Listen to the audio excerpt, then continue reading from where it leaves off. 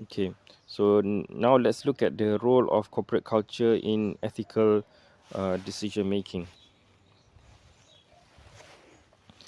Corporate culture has been associated with a company's success and failure. So, a lot of researchers have looked at the factors for company success, and one of the big factors is corporate culture. Um, explicit explicit statements of values, beliefs, customs, and expected behavior usually come from the upper management. Corporate culture is often expressed informally through statements that communicate the wishes of management, both direct and indirect. A culture that emphasizes the importance of ethics and social responsibility can reduce misconduct. Okay, um, so generally, when there is a strong culture that emphasizes the importance of ethics and social responsibility within an organization, then it is more likely that the employees or a group of employees that make decisions on behalf of the company will act more appropriately or more correctly, and will reduce the amount of misconduct that they may perform. So, corporate culture can be usually is expressed informally through statements, meaning the way the managers speak in their addresses to the employees will reflect what is the culture that they are promoting in the company. And sometimes these statements will include values, will include beliefs, customs, and expected behavior. So through their statements, they are expressing the values of the company, the beliefs, the customs. Ethical frameworks and evaluation of corporate culture. There are two basic dimensions to describe an organizational culture. So, when we want to look at uh, the dimensions of culture, we usually will look at two dimensions. First is to what extent is a company is concerned with the people of the organization, and secondly, to what extent do the organization is concerned with performance. So, an organization will have a continuum of these two dimensions. An organization may be very much concerned with the people, as well as very well concerned with performance. Some organizations are very much concerned with the people, but not so much on performance. So there are organizations that stresses performance but neglect the people. There are some organizations that neither are concerned with the people nor on their performance. Okay, so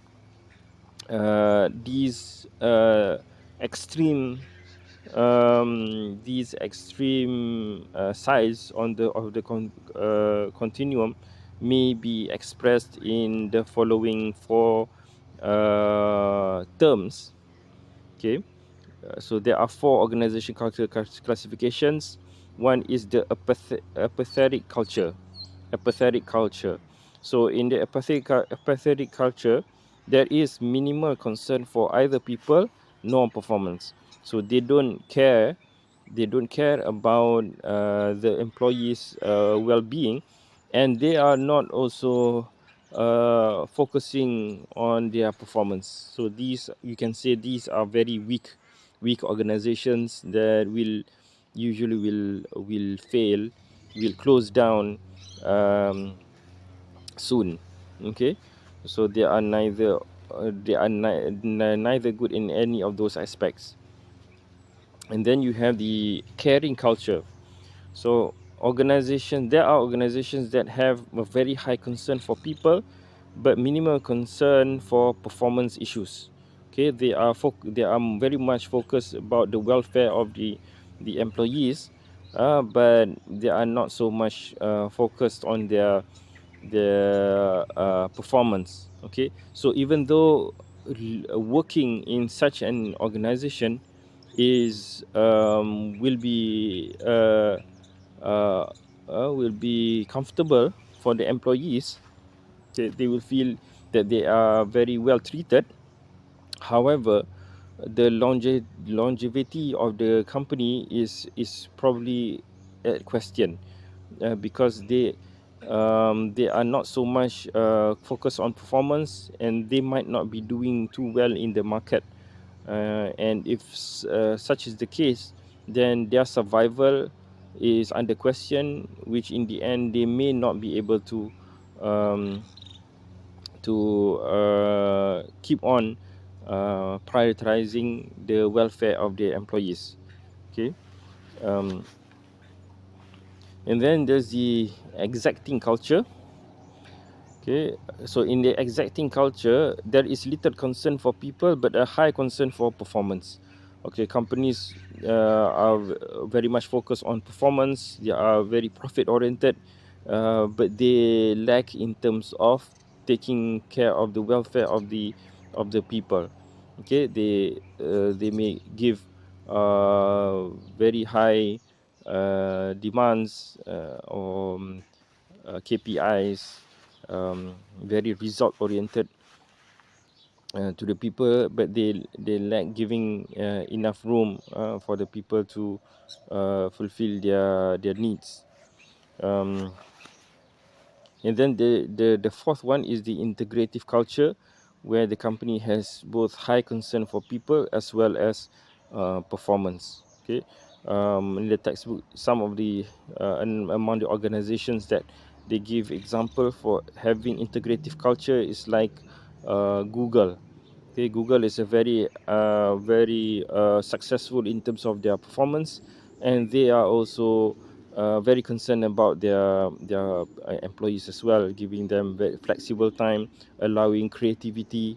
They have free meals. Okay, so they are very well concerned about the employees, and at the same time they are also doing well, very well focused on their results. So so organizations may undertake cultural audit to assess to what extent is their organizational values in terms of these two dimensions. To what extent are they concerned for people and concerned for performance. So organizations hardly fit into one of these four extremes. Okay, so they will usually be somewhere in the continuum. Organizations are somewhat concerned with people and somewhat concerned with performance, maybe slightly heavier on one side, slightly heavier on the other, but rarely companies do fall on the most extreme. They are totally apathetic culture, or they are totally caring culture only. They are totally exacting, or they are totally integrative. Okay, so usually they are somewhere in the middle, has heavier towards one or the other.